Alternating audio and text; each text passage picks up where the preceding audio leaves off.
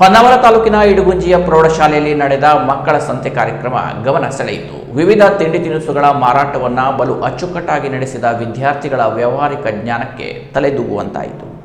ವಿವಿಧ ಬಗೆಯ ತರಕಾರಿ ಸಾಮಾನುಗಳು, ವಿಭಿನ್ನ ಹೆಸರುಗಳಲ್ಲಿ ಗ್ರಾಹಕರನ್ನ ಸೆಳೆಯುವ ಅಂಗಡಿ ಮಳಿಗೆಗಳು, ಕುಶಲ ವ್ಯಾಪಾರಿಗಳನ್ನು ನಾಚಿಸುವ ರೀತಿಯಲ್ಲಿ ವ್ಯವಹಾರದಲ್ಲಿ ತೊಡಗಿಸಿಕೊಂಡ ಮಕ್ಕಳು, ಖರೀದಿಯಲ್ಲಿ ಉತ್ಸಾಹದಿಂದ ಪಾಲ್ಗೊಂಡ ಪಾಲಕ ಪೋಷಕರು, ಒಟ್ಟಾರೆ ಊರ ಸಂತೆಯೇ ಬಂದು ಶಾಲೆಯಲ್ಲಿ ಬೀಡು ಬಿಟ್ಟಂತಿರುವ ಚಿತ್ರಣ. ಇದು ಉತ್ತರ ಕನ್ನಡ ಜಿಲ್ಲೆಯ ಹೊನ್ನಾವರ ತಾಲೂಕಿನ ಇಡಗುಂಜಿ ಪ್ರೌಢಶಾಲೆಯಲ್ಲಿ ಆಯೋಜಿಸಿದ ಮಕ್ಕಳ ಸಂತೆಯ ನೋಟ.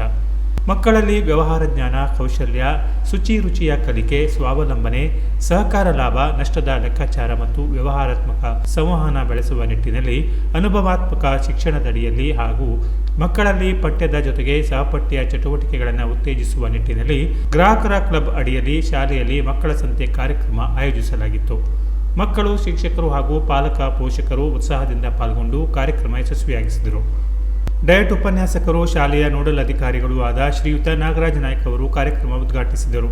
ವೇದಿಕೆಯಲ್ಲಿ ಎಸ್ಡಿಎಂಸಿ ಅಧ್ಯಕ್ಷರಾದ ಶ್ರೀ ರಮೇಶ್ ಶಾನ್ಭಾಗ್, ಸದಸ್ಯರಾದ ಸಂತೋಷ್ ಶಾನ್ಭಾಗ್, ಶಿವಾನಂದ ನಾಯ್ಕ್, ಗಜಾನನ ನಾಯ್ಕ್ ಹಾಗೂ ಗೀತಾ ನಾಯ್ಕ್ ಇದ್ದರು.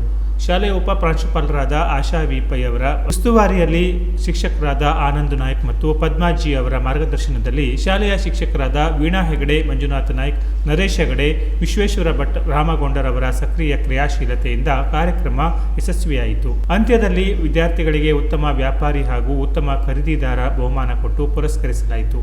ವಿದ್ಯಾರ್ಥಿಗಳು ಕುಶಲ ವ್ಯವಹಾರ ಚತುರತೆಯಿಂದ 100% ಮಿಕ್ಕಿ ಲಾಭಾಂಶ ಪಡೆದುಕೊಂಡಿದ್ದು ಕಂಡುಬಂದಿತು.